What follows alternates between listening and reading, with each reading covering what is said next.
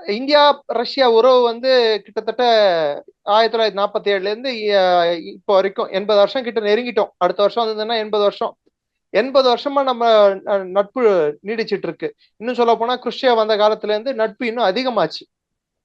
Soviet union உடைந்த அந்த சில காலகட்டத்துல தான் நம்மளுக்கும் அவங்களுக்கும் வந்து அந்த உறவு என்பது கொஞ்சம் கம்மியாச்சே தவிர்த்து, அதுவும் திரு புட்டின் வந்த அப்புறம் 2000 வருஷத்துல இருந்து இன்னி வரைக்கும் பாத்தீங்கன்னா ஆண்டுக்கு ஆண்டு நமக்கும் அவங்களுக்கும் இருக்கக்கூடிய பரஸ்பர உறவு வந்து அதிகமாயிட்டே போயிட்டு இருக்கு தவிர்த்து நம்மளுக்கும் அவங்களுக்கும் உரசல் இல்லை.